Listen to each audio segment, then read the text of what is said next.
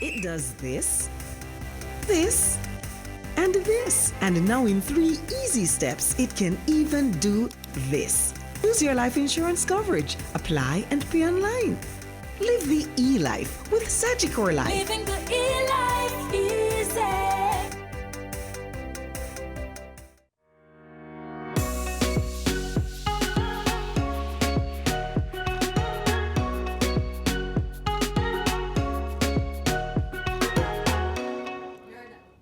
Good morning. Welcome to Kingston, Jamaica. I am Novia MacDonald White, and I am delighted to host the second in our series of webinars.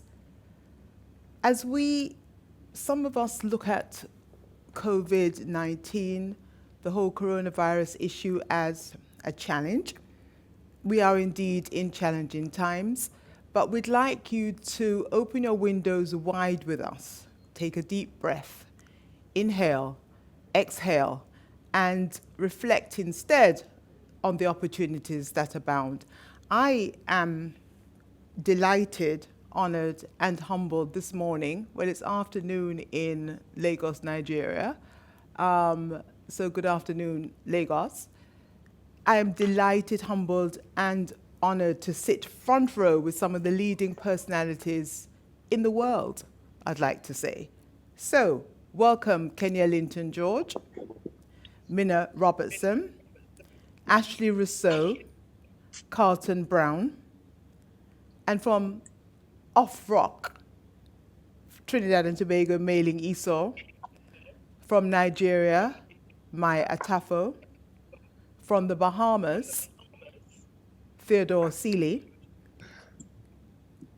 and from Milan, Italy, Tamu Macpherson. I'd like to go back to the beginning and start with Kenya Linton George, who is the principal of her boutique, her eponymous boutique, as well as the executive producer of Mission Catwalk. I'd like to start with you, Kenya. You have been impacted, like everybody else in the region, in terms of fashion. You have reflected on what you have to do to shift gears, according to my dear friends Nevada and Rochelle. You have pivoted. So you were the first person in Jamaica, in fact, to start producing masks. Tell us, we put you're in front row with us. Tell us about your experience. You can, in fact, if you want to tell us a little bit about your foray into design and how you plan to further pivot. Good morning, everyone. Good afternoon for those in a different time zone.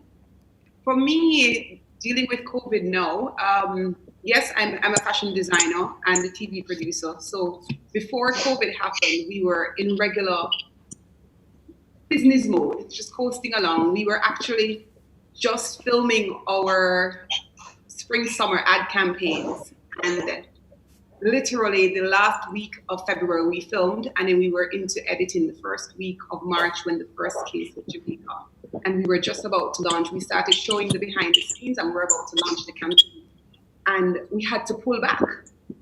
Because when there's a pandemic, we started to observe internationally what was happening in Italy and all over the world, and we decided we have to pull back campaigns and wait and see what is happening. And I believe that was a good decision. We immediately, the first week, the Prime Minister announced that people should start practicing social distancing and work from home programs.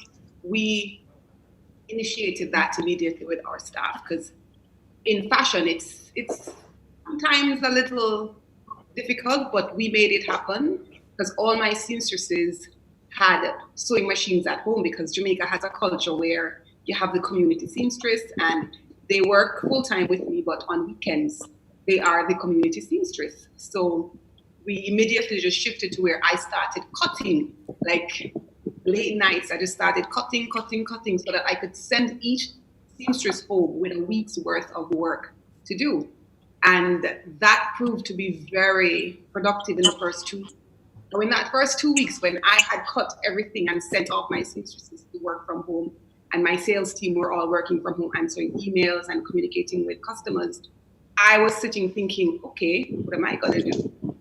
other than cutting the next week's work, I decided I was gonna start making face masks because you couldn't find any in Jamaica, and the PPE, the doctors needed the PPE, and I felt guilty, going out and trying to source these PPEs and not leaving it for those who are on the front line. So I decided I was gonna start making masks because all we needed to do was prevent droplets from getting out and prevent us from inhaling other person's droplets if they speak in open air. And we got a lot of backlash. People said, oh, it's not necessary, it's ridiculous, what are you doing? It's so frivolous, this is serious times. And I just thought, hey, I'm doing what I want to do in my spare time. And I kind of ignored all the chatter, and now everybody is wearing face masks. And I'm happy for our community seamstresses because they are all thriving now. Because we couldn't, when the Prime Minister said everybody needs to wear masks, we couldn't import any. And everybody had to turn to the community seamstresses and the designers. And it was phenomenal. 2 weeks ago, you were thinking, I might need to shut down the business for 3 months because nobody's buying dresses. There are no events. There are no weddings. I literally have a section for pickups in my store, and everything is hanging there like a graveyard. It's unbelievable how everything has just stopped in time, and nobody is interested in fashion right now because it's a pandemic. People are concerned about surviving. The panic buying is not for clothes, it's for food, for medication, it's for supplies that you need to survive. So we had to shift gears. What can we make that people will need? And we shift gears immediately and started manufacturing. We changed the entire production line and started manufacturing face masks. We've done probably more than 15,000 masks in the last month. And we've never sold that many dresses in a month. And we were just constantly active. We were working overtime selling face masks. And I think you're going to see it trickle down a little because the demand, we weren't able to meet all the demands. We were getting orders for 10,000 from one company, 5,000 from another company. But based on my small team, we couldn't do it. So I had to outsource to other designers and other stay-at-home seamstresses and community seamstresses. And everybody thrived during that month of making face masks to meet the demand, to follow the instructions of the Prime Minister. And it just goes to show that we have the production capacity, we have manufacturing capabilities here in Jamaica. Can you imagine if people were to even shift 10% of their spend on clothing to buying local, what it would do for the industry and the seamstresses? Phenomenal. It just really opened my eyes. Okay, we're coming right back to you. I'd like to bring on Minna Robertson. Minna is the founder and creative director of a new brand in the city, Haveli. Over to you, Minna. Good morning, everyone, and thank you so much for having me. It really is an honor to be here. So Haveli was founded with the purpose of helping to create a connection to the divine within us through ethical and sustainable practices that honor, celebrate, and preserve the heritage of artisanal production. And apart from, as can be expected, we had to close our storefront in Kingston. We had to turn strictly digital between email, WhatsApp, Instagram, and DHL. That's the business right now. But what I do want to talk about, which is, and it's very early to talk about the details, but coming off of what Kenya said, when just thinking about the effects of this pandemic, and the level of economic displacement, particularly, of course, going back to the purpose and the mission of Haveli to celebrate and preserve the heritage of artisanal production. I kept thinking about how can we create an opportunity, or what will be Haveli's impact in this? How can we create an opportunity to earn from home? And how can we create employment without creating exposure? And so we started, and I said, we've been working on this for a little while now, and it's going to be based on a cottage industry model here in Jamaica, just to create some form, just to create some support and just a channel for the creativity that we have in Jamaica. And it was always just to speak to the fact that Haveli was inspired by a trip I made to India and the artisanal heritage there. And our production is 100% done in Jaipur right now, and India on a whole has been on lockdown since the 3rd week of March. And every day we're just taking it day by day. But it has always been our intention to start production in some capacity in Jamaica. And with the effects of this pandemic, this model came about, and it's a direct, there's a direct link to the initiative based on the times we're in. But yeah, I'm very excited about it. Too early to talk about the details, but also thinking about just how differently we're going to be dressing. I thought about, in World War I, during World War I, you had the emergence of jersey and more relaxed silhouettes. Coco Chanel brought before, and it was quite controversial at the time. Then post World War II, you had the new look. Dior brought that silhouette that became quintessential of the 50s, and just thinking about what's going to be the new silhouette, the new look coming out of this. And of course, the masks. But also, I think that the seasonality and the event-based way that we used to dress and the seasonality of our days is changing. And we're going to land somewhere between, just thinking out loud, like an athleisure loungewear and business casual, somewhere in between there. So definitely pivoting our collection plan to reflect that. But also, the third thing I'll say, thinking about all of this, is that we're seeing an awareness of the process. I have a friend who, and putting faces to everyone along the chain, right? So I have a friend, she's a scientist in New York, and she said to me, it sounds awful, but I never thought about what it took for me to sit here, order something, and it's at my door the next day. I just never thought about what it took for that to happen. And now unfortunately, it took a pandemic for us to be aware of this and just to value everyone who makes it happen, right? We're seeing the heroic work of people on the front lines, our grocery workers, our delivery personnel. I mean, the list goes on. And so I think with that heightened consciousness, there's going to be a heightened consciousness of maybe it's more about what process am I investing in? What process do I believe in? What business do I think is valuing and honoring people and our society and our environment? Because we are currently in and facing a financial crisis. And with that, I think people are going to just think more, our communities are going to think more about, okay, if I'm going to spend, as I said, how am I going to invest in a business and invest in my community?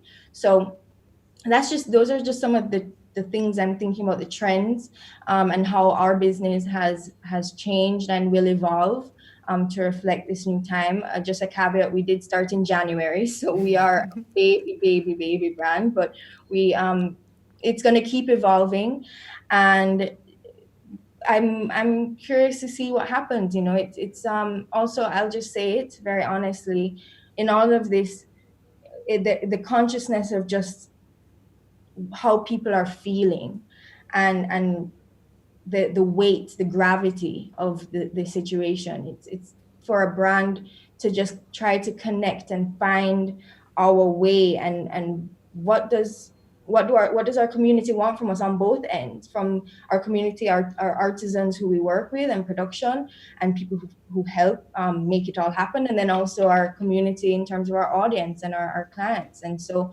it's raising that awareness. A perfect segue, I think, from the community seamstress posited by Kenya to your heightened awareness. A perfect segue, I think, to Ashley Rousseau who's the principal of Beanie Bud Jamaica. Ashley works with artisans, and let me allow you to tell the story. Welcome, Ashley. Thank you. Thanks, Novia, and thanks for having me. So Beanie Bud is a really small and young company.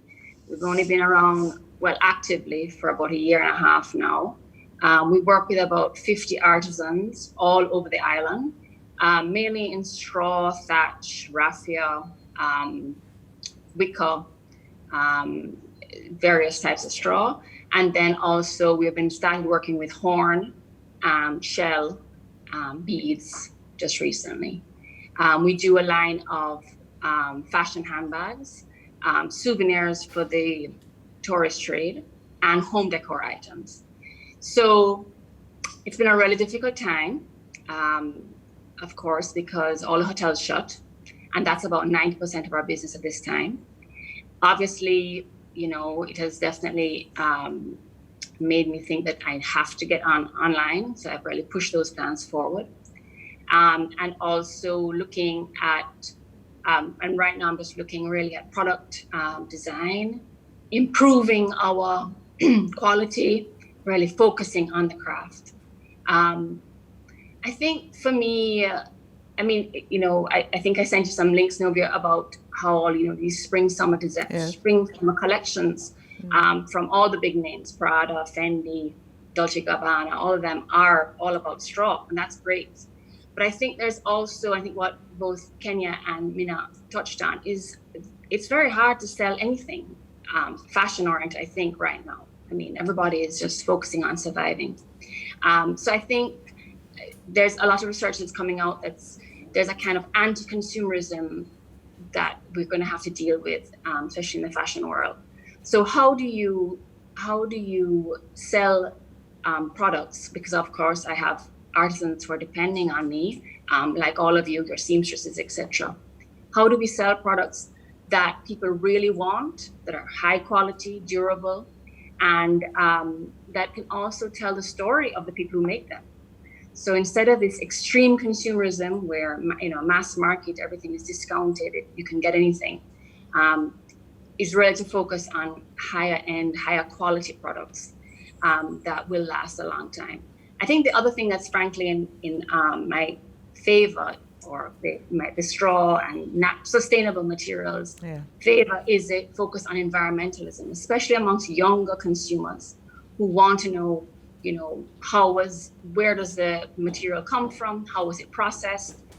What goes into that? So that's another thing I think is, I'm very excited about, to really focus on that. And then of course, the other thing is just the whole impact that small businesses can have on a society, on a community, and focusing on what that means. So I work with Glengoff in St. Catherine, which used to be one of the biggest straw producers in the island. And then we had this flood of Asian imports back in the 80s and 90s, which just decimated the community. So very few people there still weave. And that is a very sad thing for us as a country. You know, it's really a matter of cultural preservation for us to really, and maybe now is the time to reinvest in those practices, in those communities, so that we can enjoy the beauty and of that work. Thank you. Carlton, who obviously has not missed a beat since COVID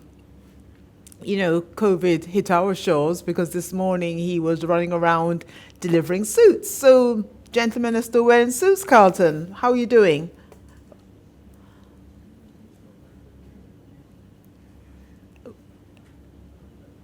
Okay, do you have your mute? Can you unmute your button, Carlton? We're not hearing you.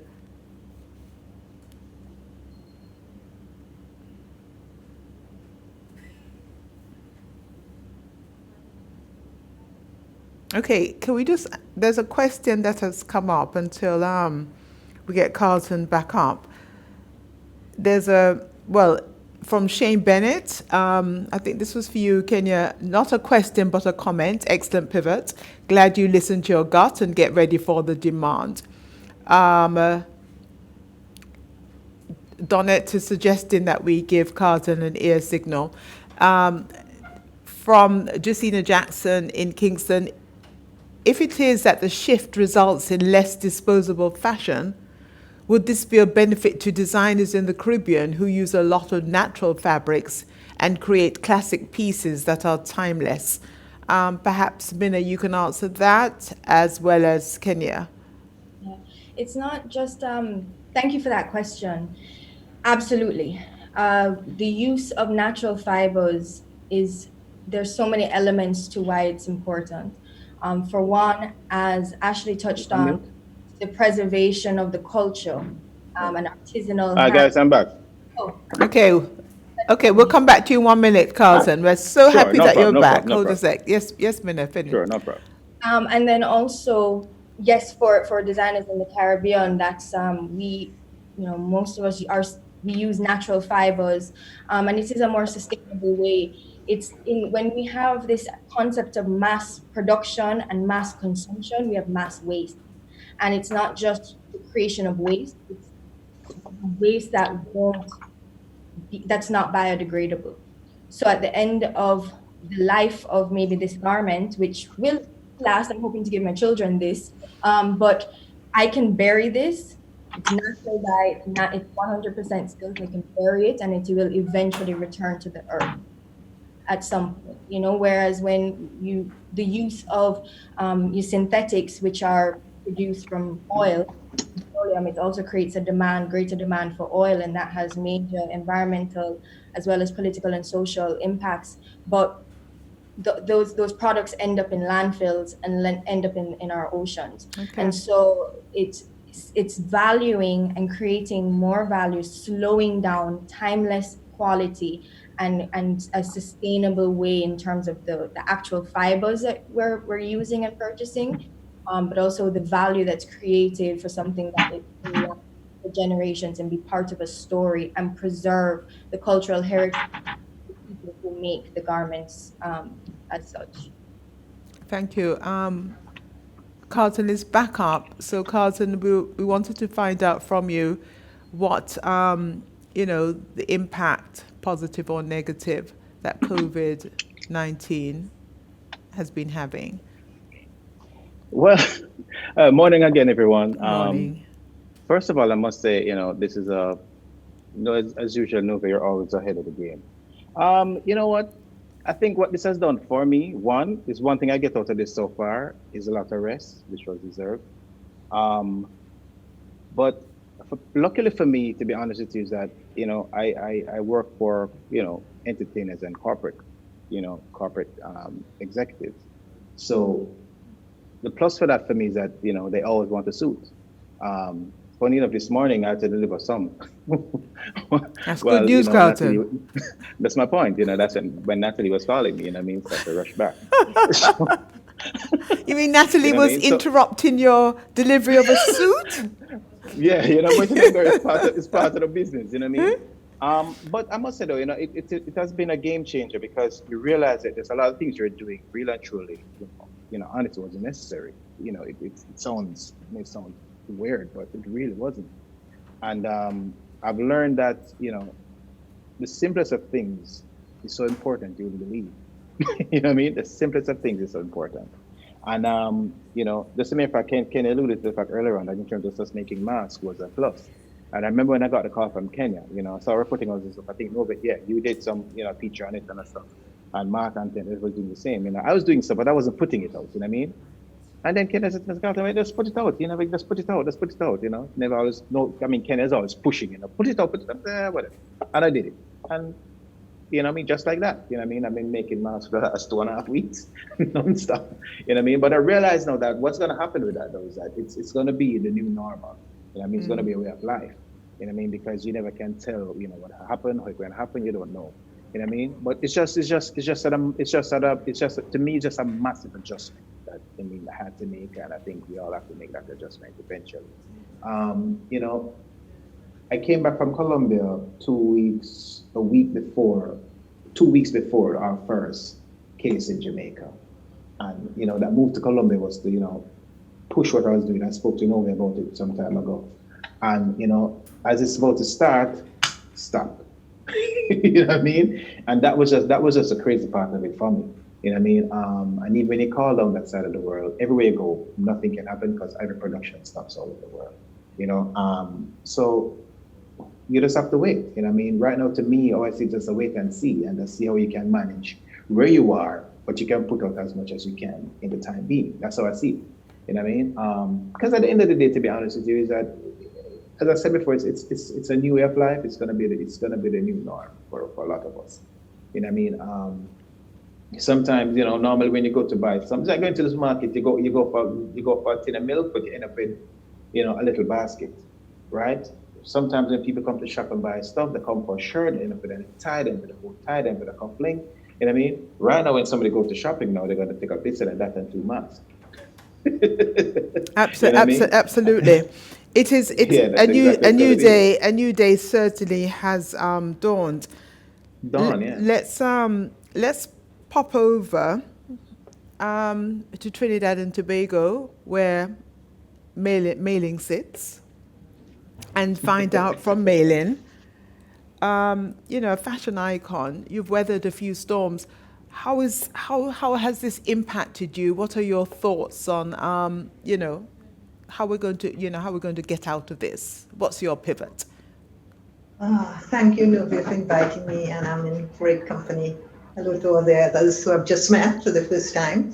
Of course, it's impacted my business. We've been on shutdown for 5 weeks, and it seems like we're going to have another 2 weeks. It came on like a week earlier than I thought it would. I knew it was coming.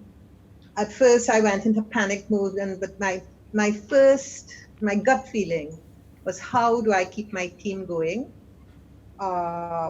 Because when we reopen, we have to rethink business. And so far, except I have a few bouts of anxiety, especially when I come into my studio and everything seems to be in limbo. So I spend a lot of my time in my garden, on my veranda where I work. I think, though, Novia, in reflection, and I think this is a time for us all to reflect. Besides business, I had a feeling that it has given our industry time to breathe, time to stop, put on the brakes, stop. The fashion world was spinning out of control with so many collections a year, 5 collections a year, bags flying all over the place. And I feel it's just given us time to stop and rethink our model. I think when we come out of this, it's going to be a new world. It has to be a new world. Everything from fashion to travel, everything has to be new.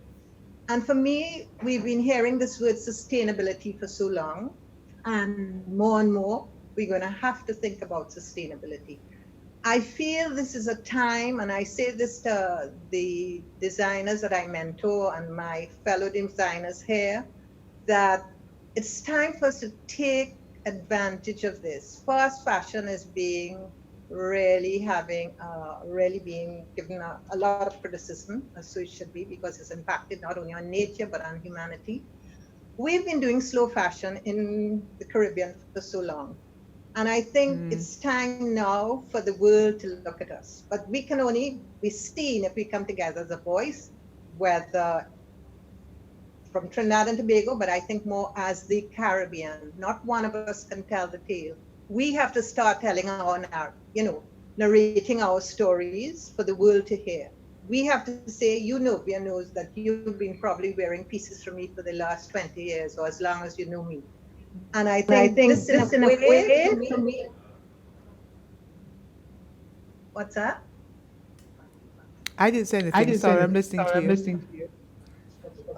Okay, can you hear me now? Yes. Yeah, so I feel that it's time for us to take note of how we're going to produce garments. We're going to think of new marketing strategies. I think brick and mortar will also go by buying online. I think it's not going to be one or the other. I think we really have to pay attention to sustainability. I think it's going to be a more emotional sell. The shoe is going to be on the other foot. The consumer is going to be telling us what we want. We can't tell them what they want. I'm hoping that people are going to be buying. I know it might think, well, why? We just want them to buy. But I think I want them to have a more conscious way when they're buying, to think, who is making my clothes? How are they being made? Where are they coming from? What are the fabrics? Am I going to buy just fast fashion because it's much cheaper than a local designer? So my thrust at the moment, and I think this is where I'm going to go after I'm starting to think about it and make notes on a huge buy local campaign to get people, the Trinidadian, to invest more in the local designer, and we, the local designers, have to step up with quality, with how we produce, price-wise. And to me, although I must say that I panic about how I'm continuing when we do open, keeping my staff, getting the cash flow back, but I feel that this was a time it has given us all the time to breathe and rethink the model of production. Thank you. Mai Atafo is with us from Lagos, Nigeria. Mai, how has COVID impacted you? You're a brand, you have your own establishment, you have your design label. My business editor describes Lagos as Kingston on steroids. Is Lagos still Kingston on steroids? Thank you very much, by the way, for joining us. Thank you very much. Thank you for having me, Novia. We've been on lockdown for 5 weeks, and we just eased up lockdown yesterday. And it was crazy out there. Obviously, a lot of people weren't maintaining or respecting social distance or wearing masks as they went out on the first day. The buses were full, public transportation was full and all that. So that's already caused a problem that we probably will deal with in 2 weeks from now. Why the government lifted it, we have no idea. But I know that a lot of this has to do with the fact that, we are a very, very populous nation, 200 million people plus. And a larger percentage of the people live under the poverty belt. So in that case, you can't keep people locked down for too long because they live on daily income. And there's only so much the government can do to provide for these people. So it was inevitable that they had to let this happen. And on the larger scale, we're an oil producing country. And as we know, the crude has gone into negative. So literally, the country can generate revenue for the people. And the next biggest thing to oil in Nigeria is actually taxes. So it's taxing the people for money. That's where the government makes a bulk of its money. And when the people are not working, then the government can't even tax people. And this is the wrongest time to even think about taxes. So that's it on the economy side. So it's really affected Nigeria. On the other side, for me as a fashion designer, I shut down my business a week before the national shutdown. So I have been shut down for 6 weeks. And when I mean shut down, it was 100% shut down because I had to worry about my tailors. I do not know how they come to work every day in public transport, and that's probably going to increase the chances of their getting infected. Okay, and that was a big worry for me. So I told everyone go home and just, maintain social distancing, self-isolate, just do what you have to do. I would take the heat as against have you come to work and fulfill orders.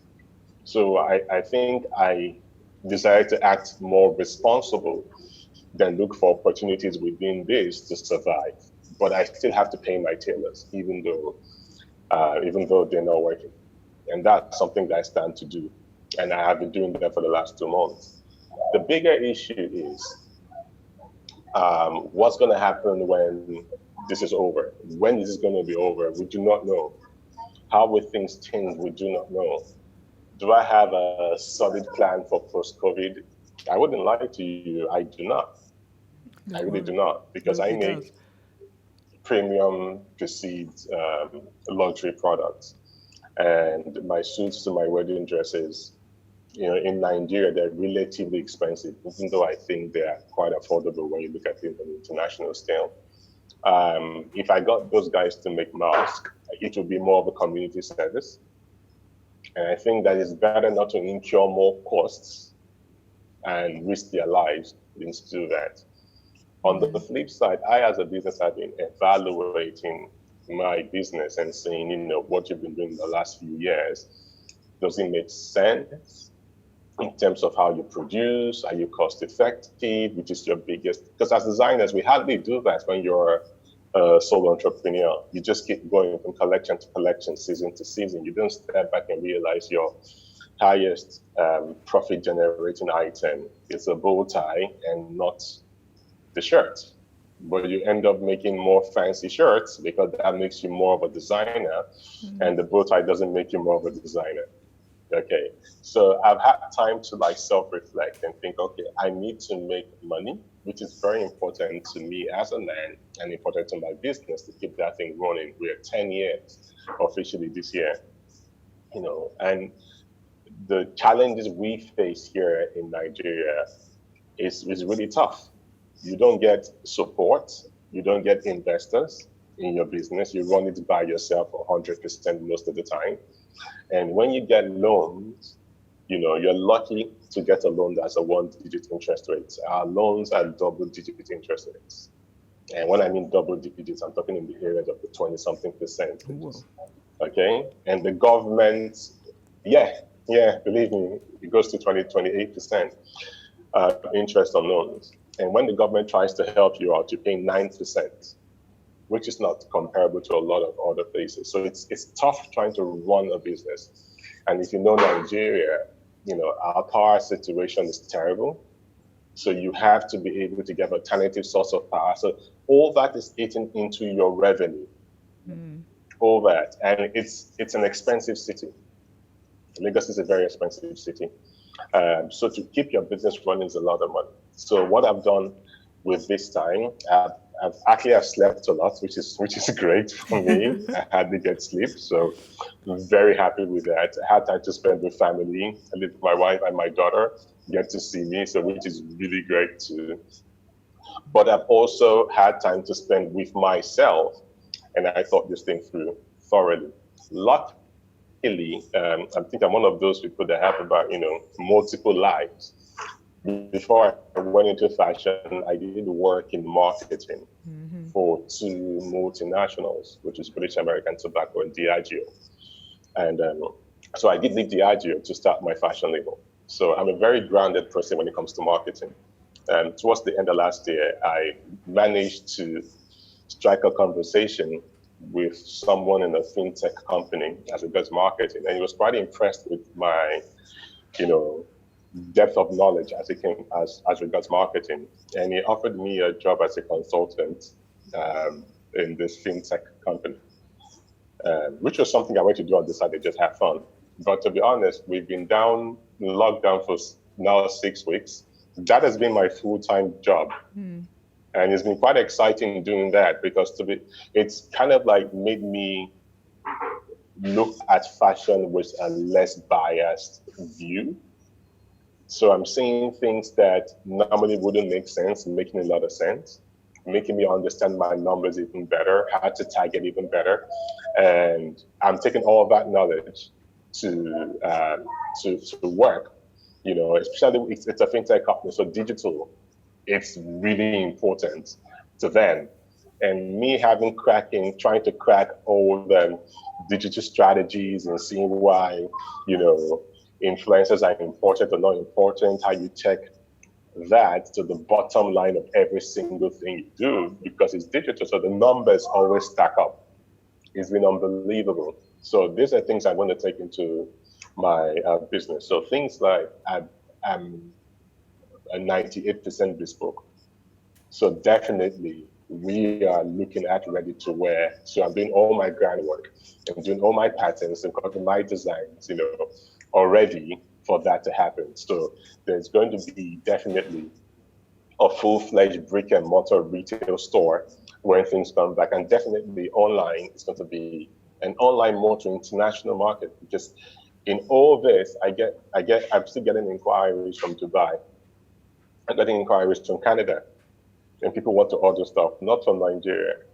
So it's interesting that it's important to be able to fulfill those things. So even though it looks dark and gloomy, there's still there's hope at the end that things will get better.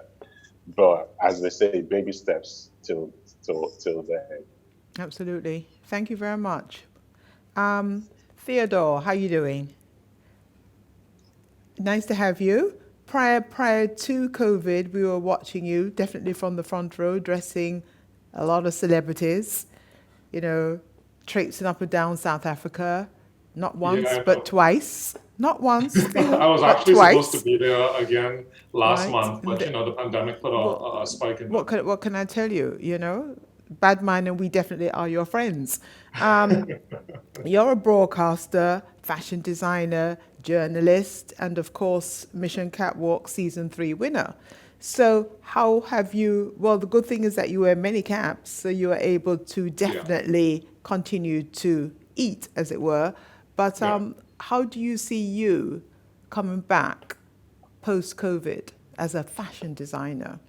Well, definitely, just as many of the contributors would have said for the morning already, I think this time has been a period where all of us have been able to relax a bit. I think that for the most part, designers are always on the go, always thinking, always trying to be creative, come up with the next idea.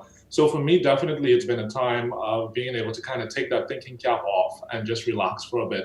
Outside of that, I've also been thinking of ways that I can make my business better. And working as a news reporter, obviously, I've been kind of in tune on what's happening with the economy. And so for me as a fashion designer, moving out of this pandemic, I'd really like to see my business taken onto the digital platform, offering my clients the ability to interact with me via e-commerce platforms. And also looking more into, as many of the presenters said already for this morning, sustainable fashion. For me as a designer, when I entered Mission Catwalk Season 3, the first time I really came face to face with that was when Kenia introduced us to this challenge, the Upcycle Challenge. The worst challenge ever, but again, it fostered the conversation of sustainable fashion, and I think over the years it has really gained steam. And one thing that this pandemic is really pushing forward is the fact that we as designers, especially Caribbean designers, need to look at sustainable fashion as the way forward for the industry. Thank you. Enough said. We have a lot of questions, but we'll come back to them. The good thing for me personally is that COVID has afforded me time to catch up with quite a few people who are constantly on the move. Not calling any names, Tamu, but Tamu McPherson, thank you very much for joining us today from Milan in Italy. You're the founder of All the Pretty Birds. You're a photographer and a digital talent. All yours. Can you guys hear me? Because I saw it said that the host muted me. No, we're hearing you. Okay, perfect. All right. So thank you so much, Novia and Natalie and The Observer for inviting me to chat with you guys today. And it is really a pleasure to meet everyone here. I know this is a really strange time, but I do believe this. I believe that Mother Nature has created this situation to put us on a pause, like you guys have mentioned before.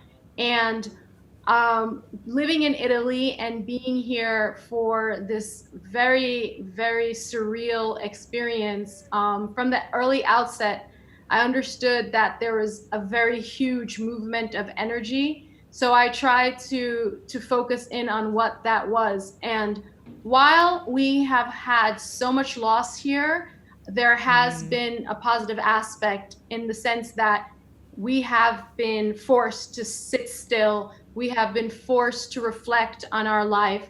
We've been forced to make many of the decisions and the reflections that you all have mentioned for the benefit of an industry that we love. And this is our industry, and this is what we have to contribute to our industry going forward. And we have to contribute for the well-being of everyone. We have to put a face, like Mina said, on everyone who is involved in the process. And I've felt that wholeheartedly. I work as a storyteller, so I created a website called All the Pretty Birds that was a reflection of everyone that I met and I would photograph, and I wanted to include their vision and their style. It's evolved over the years to talk about a lot more than just street style. And recently, we changed the mission statement, and the mission statement is to enhance the lives of our readers in some way, because when you're in the pursuit of your purpose here on Earth, what can you do? You can contribute what your resources allow you to contribute. And so when this pandemic started, one of my best friends, he put out a call to all of us to really think about what we were going to bring into the new restructuring of our industry and the restructuring of all industries. And I was here. I haven't been out of the house since March 5th because I was deeply moved by the loss that we were experiencing here in Italy. And I wanted to definitely contribute my civil obedience to flattening the curve here. So it was very easy for me to stay here. And I looked around and I thought, well, what could I do to really encourage and lift up the spirits of anyone who was watching me on my social media accounts and on our website. And so I work in fashion. I'm not going to stop loving fashion because of this pandemic. I'm going to use it because it is the resource that I have. Over the years, a lot of people have asked me to share my closet with them. And because, as Novia has mentioned before, I could travel to 3 international European cities in 1 week. I truly travel constantly. So I've never had the time to be really thoughtful about that kind of content. So I said, well, I'm going to share my closet. But one of my intentions was definitely to say, hey, you're at home. You're surrounded by so many things that you have acquired over the years. You should enjoy them. And so I started to go through my closet, and I'm posting things that I've collected that I don't get to wear enough because of the nature of my job. I promote the product of the luxury brands that I work with. And since I work a lot, I promote a lot of different products. So I started to do that. And then I listened to what my following was saying. They felt better that I was sharing this information. Prior to this pandemic, on our website, we decided to create a column that's called Repeat It, because I felt a deep responsibility to the women and the men who follow me. This is my life. I do this for a living. I am gifted product. I have deep discounts with brands. I can afford to invest in a wardrobe that's crazy because it's accessible to me. But I never wanted anyone at home to feel inferior in any way, or that they couldn't keep up with this highly subsidized fashion closet that I acquire. So we started this Repeat It column before this. And this period, I've been able to really emphasize that part of my work. The fact that, no, you don't have to buy something new all the time. No, you don't have to do that. And, we try to have a holistic approach to how we communicate on the website and how I communicate. I care so much about how people feel. I have a 12-year-old son. His generation cares so much about this earth. So it's important for us to also emphasize the sustainability. Since I work in media, I can tell you that this last fashion month, the buzzword was sustainable. And it's going to be interesting to see how this rebuilding process pans out, because this is a rebuilding process. This is when we really can put our words into action. And I think that this pandemic, like you guys have mentioned, it has outlined the things that we need to do. And I feel that it's remarkable because, when my friend asked me to think about how I can contribute to my community and my industry, I really do believe that this time, it's an unprecedented time, but it is a time that Mother Nature stepped in to help us save ourselves. I find it very remarkable that Novia would invite me to begin this conversation. I was born in Jamaica. I moved to the United States when I was very young. But for me, this means a lot to me because I get to truly start this conversation with you all, experts in your fields, leaders in your of your brands and in the Caribbean. I get to start with you. And I feel that I'm so happy to be here because I get to contribute to my home. And that's all I have to say. Get a little emotional. Let's start some of the questions. If you, I can pick on you if you know to answer the questions. But here we go. Let me just start at the top. From Lisa Binns, how are our local designers going to embrace and showcase local, sustainable fashion? What can we look forward to seeing from them? Kenya, you want to take that? This was a question for our local designers. Definitely. I'll get back to you in a minute, Tamu, with a question for you. Great idea, Tamu, repeating on what we do and what do we have not and what we've not worn. Could designers become wardrobe consultants, particularly for those who have a wardrobe full of various brands? That's for you to chew on, Tamu. Back to you, Kenya. Yes. Designers have been long not debating, just considering the whole idea around sustainability and ethical fashion. And it's, for local designers, it's very difficult because our raw material is imported. And unless you have relationship with textile companies to import your own ethical, fabric, it becomes very difficult. I find a lot of designers who talk about sustainable fashion or ethical fashion, they're using a lot of cotton, and they don't understand that cotton, even though it's considered one of the more natural fibers and all of that, it uses up a lot of water to produce cotton. Mm-hmm. It also creates pollution because of the pesticides that they use when they're growing the cotton. So considering it sustainable and ethical is debatable.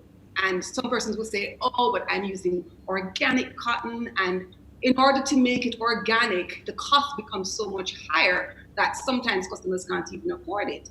And we grow the best cotton in the world here in Jamaica, Sea Island cotton. But the actual fabric is manufactured internationally. So we need to now explore how we can go back into manufacturing our own fabrics. When I've been exploring linen a lot more because I like linen and I like hemp. Those are the two most ethical and sustainable fabrics out there now. And we are in a difficult position because for me as a designer, you're sometimes led by what your customers want. And they want silks and they want, peau de soie, they want crepe, they want all these fabrics that require a mix of different textiles, and it becomes very difficult for you to make a decision and say, hey, I'm only going to use linen because it's ethical, it's sustainable. And we just have to make that decision or explore how we can create fabrics that are more versatile and ethical and sustainable. And for me, that's what we've been focusing on now, trying to figure out how we keep our aesthetic, maintain our aesthetic and still be more sustainable and more ethical in terms of the fabrics we choose. Would you like to jump in here, Minna? Absolutely. It's when it comes down to sustainability and the word and what it can mean, and thinking about, at the end of the day, production in and of itself, us living on Earth and the impact we make. It's for designers, for any brand, any company right now with this mandatory or the impetus on us to all become more sustainable and to become sustainable. It's about taking that impact and bringing it down. Like, how can we bring that impact to as close to zero? Because as far as once you're producing something new, it's not 100% sustainable. And like Gabriella Hurst, I watched a talk with her, and she said that waste is a flaw in design. Waste does not exist in nature, right? So it's about how do we reduce waste. And when we talk about sustainability, there are two, I think about it in two interrelated spheres. You have the environment and Mother Nature, which I think most of us think about when we think about sustainability, but then the human aspect of sustainability as well. And so, for example, just to illustrate it quickly, and why it is that we must slow down, especially now, and how this time is showing us that, is that when you have this mass production, what you see is, for one, a greater potential for exploitation, but then you also have just more people stuffed, or more people in closer conditions working, and as I said, greater potential for exploitation. But then you also have this pushing out of a culture, pushing out of a heritage. When I talk to our artisans, the artisans that we work with in India and Jaipur, they say that it's very difficult for the business to be maintained. They're 9 and 10 generations in, and many of them can't see how they're going to continue, because this mass production also puts in place this mechanism that's very standardized, that's kind of pick up and go. It's not honoring the traditions that are right there, the heritage of that unique space. And there's a reason why many production sites, textile production sites, were chosen in the first place. It's not only, for the crass term cheap labor, it's because there's a heritage of that textile going back to the Silk Road. And why, and I promise this has a point. When we speak to our artisans again, and they say that our children have no interest, and there are many factors that go into this, but our children say there's no money in this, it's dying, we don't want to do this, we want to go to the city. Then you have this exodus, this generational exodus to the city. That puts a strain on the sanitation, sewage, that puts a strain on the city, and population issues as well. And I'm speaking very generally here about my experience in India, but it's a global issue, and more the industry on a whole, as Mei Ling said, we have to slow down this concept of 6 seasons a year, this concept of just pushing out, mass changing, constant. It's going to have to definitely slow down, and in any way that we can become more sustainable, whether it be through biodegradable materials, using organic cotton, going for linen, going for hemp, honoring and preserving tradition, reducing our reliance on oil, whatever it is. Even with our digital communication, there is a major environmental impact every time we send blast emails, the data usage. So it's about it's, how do I say this? When it comes to sustainability, it's so wide reaching. We could talk about this for hours. For you, it's for us, in our model, in our business, and in our belief systems, to find the most sustainable ways to do what we can to reduce our impact. Okay, we'll ask Tamu we'll get to Tamu now, but I'm going to ask Ashley to think about heritage, continuing a tradition, and as you know, with your ladies, the younger generation not being part of it. But back to you, Tamu, with the question repeating what you've not worn. And also there's another question for you, Tamu, from Odette Dixon. For Tamu, what does luxury look like next year? Well, obviously, because this year's cancelled. But I'm still wearing my mailing luxury. So I'm very interested to see where the designers are going to go. Brands have already decided each brand is going to decide how they're going to show going forward. YSL, for example, has decided to create its own calendar altogether. The one thing that is 100% true is that there are up to 8 collections a year, and they were moving into the drop formula, which provided novelty every month, basically, or every 3 months. And is that sustainable? I mean, it's the mission of each huge conglomerate to drive up revenues, to create growth in the industry, unprecedented growth. And it's not sustainable for the industry, because when a designer has to design that many collections, even if we're talking about the biggest company, and they have teams that support them. It is, I feel it's exhausting for them. It's difficult to be able to churn out that level of volume. They're doing it, but I feel like they're tired as well. In addition to that, the impact that it does have on manufacturing, the question, I am talking about repeating it because, you know, I work in social media, and essentially you could publish a new outfit every day. That's so unrealistic for the consumer. No one could really and truly do that. And so even with my fellow storytellers, we're talking about, you know, when we are negotiating, doing projects with brands, we want to say, no, we want to do multiple posts about this look now, because I think when you think about sustainability, you have to take it from a holistic standpoint, from a storytelling standpoint, because I think anyone who is sensitive and who's suffering from an anxiety level because they cannot keep up with consuming and acquiring how many things that we're posting every day, that's like the first thing. Then for the work that we do, you know, I do consider the fact that we're flying so often, and that is impacting our carbon footprint.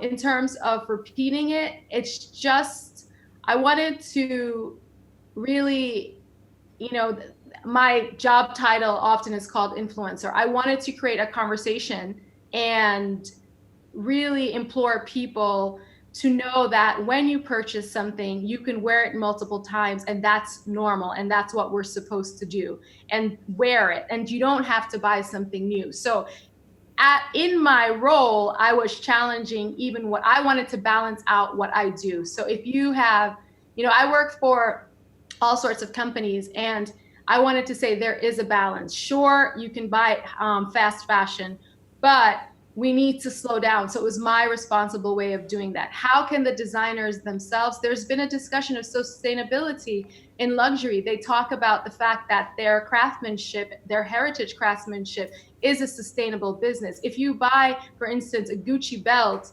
that belt will last you for years, you know? So the pieces that I'm showing from my personal archive, I've had pieces, I'm showing shoes from 2000 that are impeccable, and I've worn them. So the heritage craftsmanship is there, and it's sustainable, but it's this conflict with the overall mission and objective to achieve unprecedented growth and revenue. So the industry itself has to come to terms with it, because from a PR standpoint, you're talking about the craftsmanship and how this thing is going to last forever. But then on the other hand, you have 8 collections. So here we are on a pause, and here we are in this moment of reckoning. What does that mean? When a virus has completely shut down every aspect of your operation, and you are an operation that technically could continue to work, but it is so unsafe that you cannot have anyone at your factory. So here, going forward, these are the things that need to be talked about. On a small designer, for a small designer, can they become wardrobe consultants? That's up to them. And I think what can be incorporated is digitally, for example, there can be more storytelling. There can be they can be dedicated spaces on a website where the designer talks about previous collections and how they can be worn over and over again and incorporated into the new collections that they are designing. One of the biggest questions that we are going to be asking going forward, is there a need for all these collections? Can we just step back, and can we focus maybe on one thing or 2 things that the designers do really well? From a small designer standpoint, I'm sure many of you know, the small designers have been suffering so long for the past 10 years as the number of collections increased, and they're not truly able to keep up. And within the marketplace, it's very difficult for them to even do business that is they're competing with the big companies, and they don't have the resources to do so. And so this is in the ready-to-wear and the luxury global market. So, you know, whether a designer can incorporate that aspect of the business into their work, I think so. I think there are definitely ways to do it. Like if you look in other industries, like the restaurant industries, there are restaurants in New York, for example, that are changing the face of the business. They're not only now they're like basically sharing their recipe, but they're also selling the ingredients as if they are the actual market. So there is Simon, I forgot his last name. He wrote a book called, I think, The Why. And he said, across all industries, we have to be responsive now, and we have to be flexible, and we have to be able to evolve. So for a small designer, if that is something that could engage and create a conversation with the client. And also, you know, Kade, you said before, clients want, I think it also is our role to kind of help explain and educate what goes into creating our collection so that it's known. You know, there has to be a balance, especially going forward. I think client information is extremely important information, but I work in social media, and you know, if you think about technology is driving the desire for more and more and more, and from a psychological standpoint, we aren't satisfied with what we have. From an ego standpoint, we aren't satisfied with what we have. Then nobody's going to be happy in the end, because nothing is going to truly satisfy you at the moment. So I feel that on the design standpoint, telling your story, giving a face to the process and to your artisans, and really educating the consumer is a part of business going forward. And I know I don't have a small business, and I'm not selling product. However, going forward, we are going to have to re-educate everyone in the industry, you know, to save ourselves and to maybe save the world and to save the consumers. So Ashley, how do we re-educate the industry and say to the next generation that we ought to be taking pride in the artisan, the art of the weave, the embroidery, straw? How do we re-educate? How do we get that generation interested? How does one re-engage them? Well, I mean, I think it's fascinating when you look at like the Dior and Simone Roca's embroidered raffia collection, right? That is such a high level from where we are now. So the question is, how do we inspire young people? I've heard so often, oh, miss, I don't want to do that. Is poor people work that? Is old people work, right? And they don't come back. I started off this business really with a training program with Sandals Foundation, trying to train young women in the craft. And they lasted 2 weeks and then they disappeared. What came out of that was also that there's very little in Jamaica in particular research into straw craft. There's little documentation. We created a manual of some of the weave types, but there are many more that need to be documented. We need to have, if because of most of the artisans I work with are 60 years old and older. So if we don't find a way to reach them, we are going to lose that cultural heritage. I believe it has to start in the schools. I believe in particular, or at very least, it has to start with the School of Art. I think So Jamaica, it is not, as it is right now, actually, it's not included at our School of Art, for example.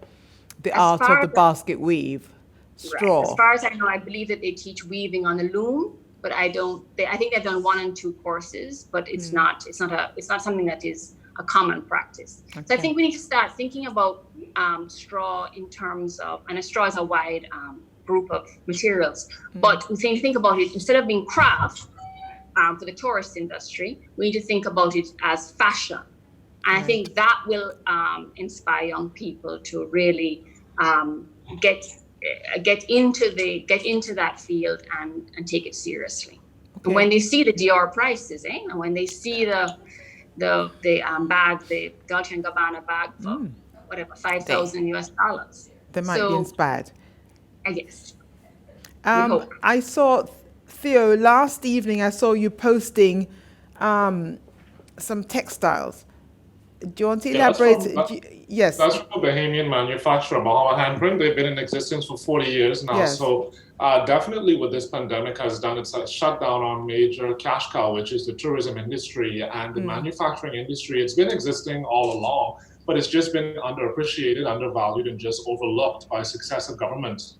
And so what you found is that not only manufacturers, but as Kenia said, at-home seamstresses have really found a new niche for themselves. In talking with one manufacturer last week, on one order alone, he was able to make $80,000 just on an order of masks. So the manufacturing industry is definitely booming here. I'm not sure how long it's going to last for. But even the Prime Minister has taken steps from the government level to bolster the manufacturing industry to allow these factories to be able to get in the products that they need and to receive the government support that they need. I think that the factories and the manufacturing industry hasn't really been successful here in the Bahamas because there hasn't been that much support. And then there's also the concern of quality and pricing. So if government is able to offer concessions and tax relief for factories to be able to operate at a lower cost of doing business, I think it could definitely be a profitable pillar for economic recovery for the Bahamas. I think for a long time, a lot of manufacturers have been wanting to have that voice, and this pandemic has definitely allowed manufacturers to have that voice to say that we are a pillar in the economy that can, put money towards the public purse at the end of the day. So the discussion I was having yesterday was at Bahama Handprint. They've been operating for 40 years, and they produce their own textiles. Well, not textiles, they do printing on textiles. So it's just really pushing that discussion forward on, how do they then turn their business into something profitable during this time. Their price point is a bit higher than other designer brands here in the Bahamas. And so now she's trying to figure out, what is the way going to look like for her moving forward, considering that she's basically considered a luxury brand here on the island. I'd like to ask Mei-Ling and Mai, who basically work, Mai is a bespoke tailor, as is Carlton. What I want you to talk about, well, you mentioned it briefly, Mai, about the cost of your bespoke line, whether it's a tailored, whether it's for the male or whether it's for a female. You also made mention of the wedding gowns. And Mei-Ling, one of the things that I, have always kind of, admired in Trinidad is that when you go to the mall, you see the local designer there, and you see the international brands, and you would pay the same, I've seen it, for a local designer as you would for the international brand. Back to you, Mai, again. We tend as Caribbean people to frown upon paying, big bucks for a local label. We'll pay for a known international brand. But what is it, Mai, do you think? You answer first for me, please. When do you think we'll be able to appreciate that your suits, your gowns, what you put out is worthy of the price that you'd like to charge? I think interestingly in Nigeria, things are kind of different based on some specific situations. So I'll take some scenarios. The entertainment industry has really, really pushed fashion in Nigeria to a point whereby people appreciate Nigerian designers. So our biggest awards on the continent, which is the African Magic Viewers' Choice Award. Mm-hmm. If you have celebrities who are, making movies and grossing $5 million per movie or even more, they would rather wear Nigerian designers than wear any international design. If you came on there wearing YSL, no one cares who you are, even Dior. It makes no one recognizes you. So tell me why. Tell me how did you manage to do that? I think it's based on the fact that, we have a specific taste for what we want. And with that kind of taste that the celebrities want or the actors want, if they were to get a couture dress from Dior, it'll be really expensive. But if you get one off the rack, it wouldn't be up to par to what a creative Nigerian designer will come up with. So all of a sudden, when it matters the most of these guys end up wearing Nigerian designers, which is obviously a plus. Pieces. So you've got an outstanding film industry, Nollywood, yes. and yes, you know, so your design industry has grown as a result of your film industry. Exactly.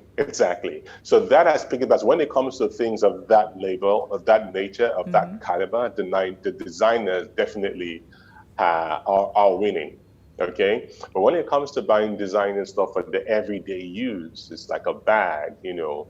Some designer designers that make leather or accessories still step up, but they're very few as compared to when the occasion is like a movie premiere or an awards night and all that. But it has had a trickle-down effect, because what happens is that when people actually try that and they like it, they tend to patronize the designers for over things.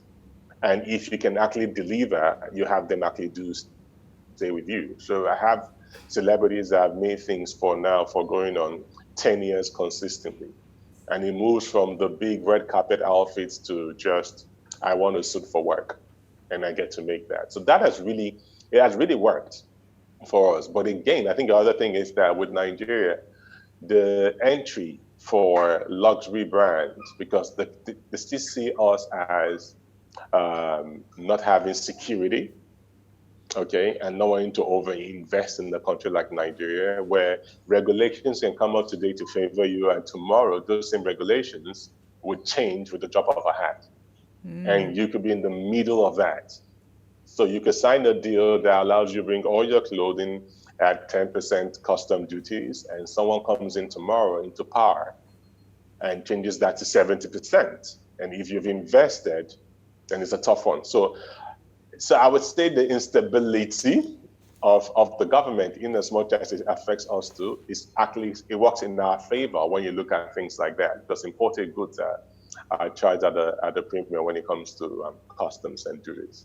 So in summary, the industry, the Nollywood industry, the music industry has really, really helped, and also helped with exposure, because now we have Nigerian artists who are as global as,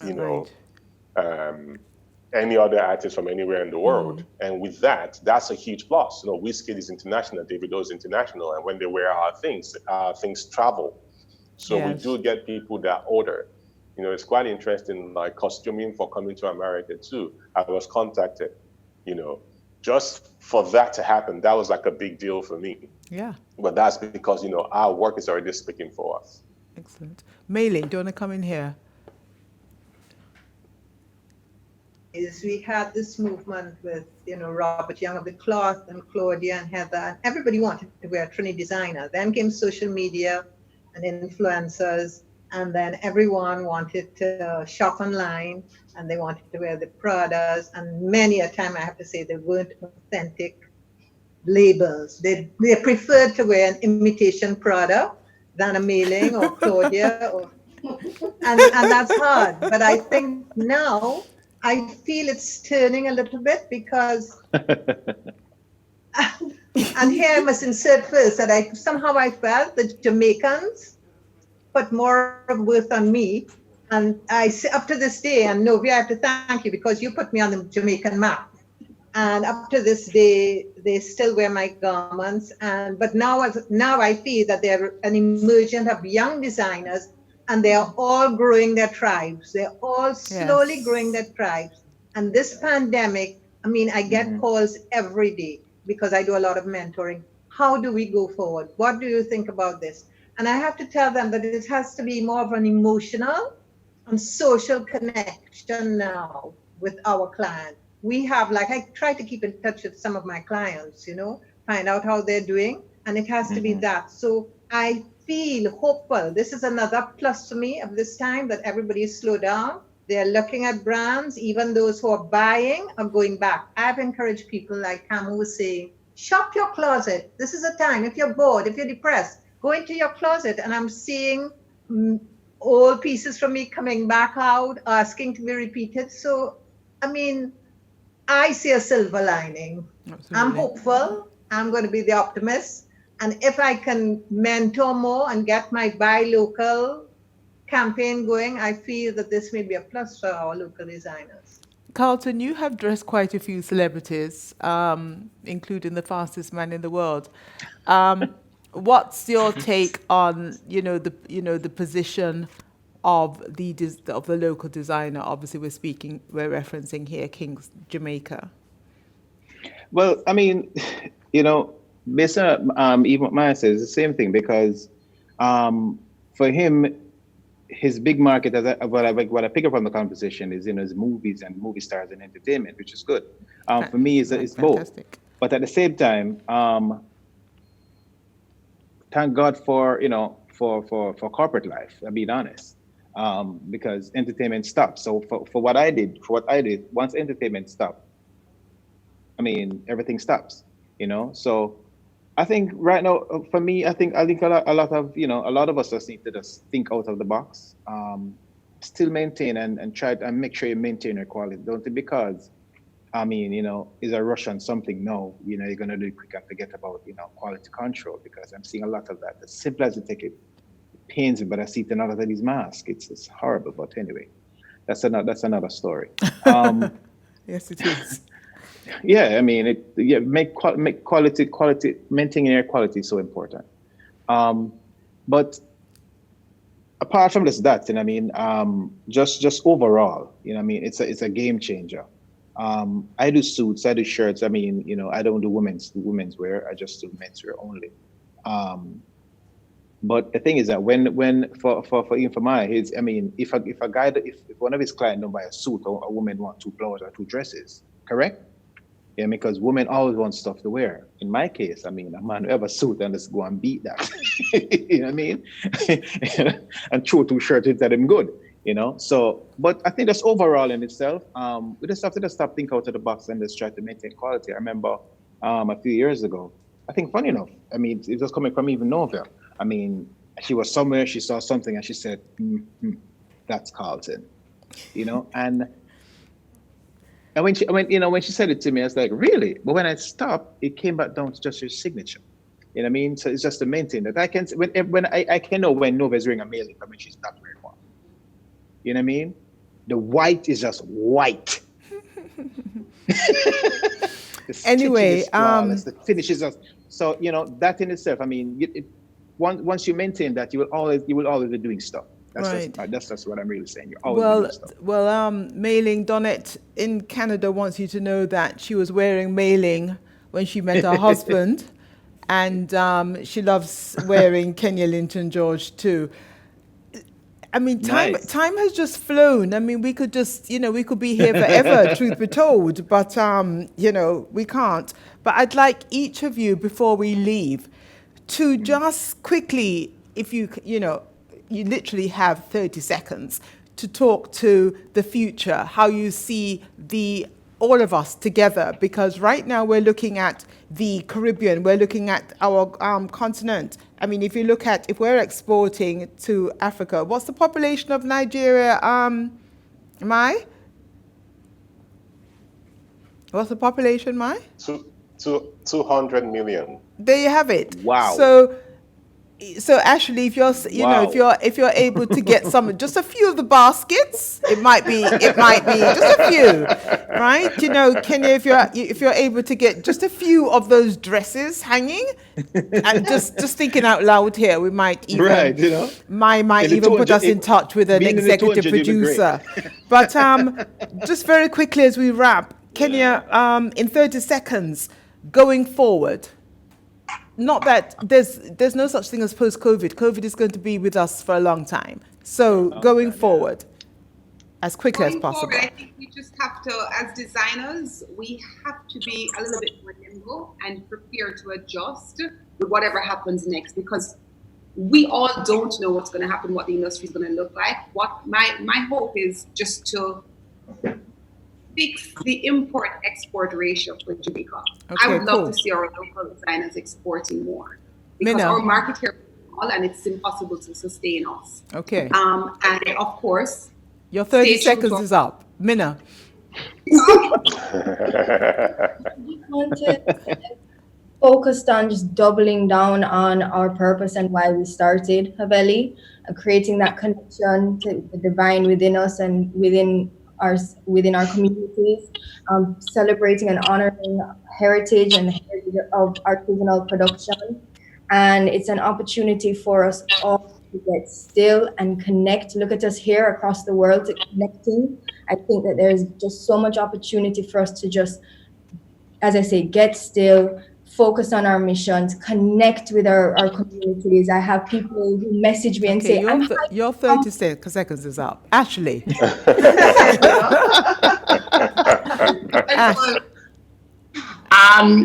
I think I'm really excited about what it means for Jamaican artisans right now, because I think finally they may actually get recognition of the kind of quality, the kind of tradition that they have, and the skills that they have, particularly in weaving.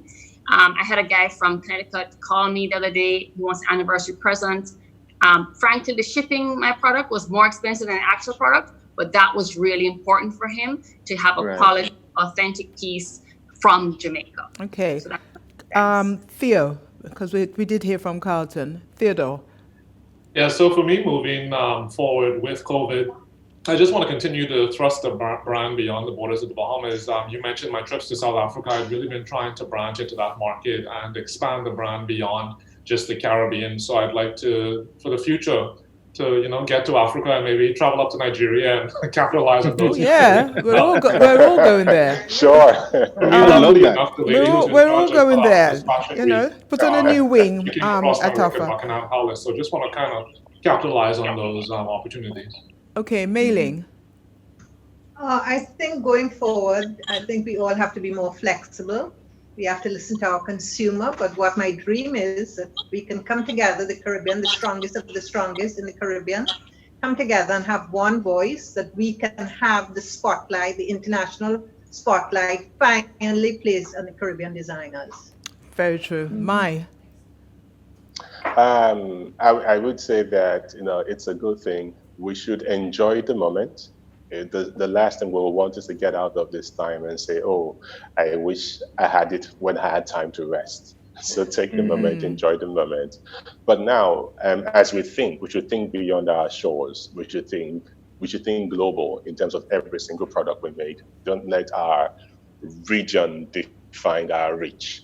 Very true. Our geography. Tamu. This pandemic made you local, so take the time to focus on your communities and make sure that everyone in your community is seen, and then you can look back out. Very true. I'd like to thank all of you. This has been amazing. Christopher Charles from London says love. Hi, Christopher. Lots of love. Thanks to Flo. Thank you very, very much, Stephen Price. Phase 3, brilliant, guys. And of course, this is powered by Sagicor. It's wonderful, you see, Mai, in Jamaica, when you can go to Sagicor and they are so strong that they can look at us and say, what's hot, what's next, we want to know. Thank you very much, Sagicor. Powered by Sagicor. Thank you very much, every single person. Kenya, Minna, Ashley, Carlton, Mei-Ling, Mai, Theodore, and Tamu. And thanks to me too. Thank you, Natalie. Love you all.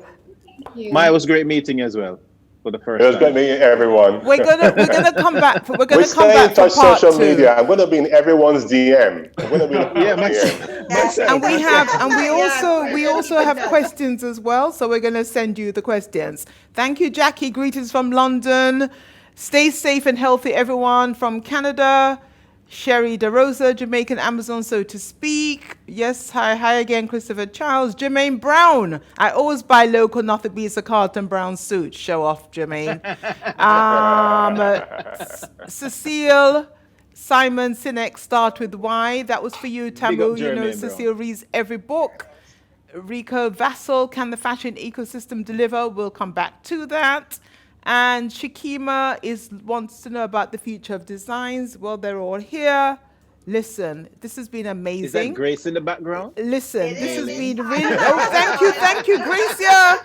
This has been amazing. We have really, really amplified. Our voices have been heard, and we're going to come back and do it again. So join us next Looking week, forward to Tuesday. it. Next week, Tuesday, we're going to be looking at don't forget you're going to hook me up. Next week, Tuesday, we're looking at the future of brick and mortar. Okay? Perfect segue into this. Stay tuned. We're just Good one. excited. Thank you, everybody. Kenny, I love the hairdo. I'm going to try that next time. It does this, this, and this. And now in 3 easy steps, it can even do this. Use your life insurance coverage, apply and pay online. Live the e-life with Sagicor Life. Living the e-life easy.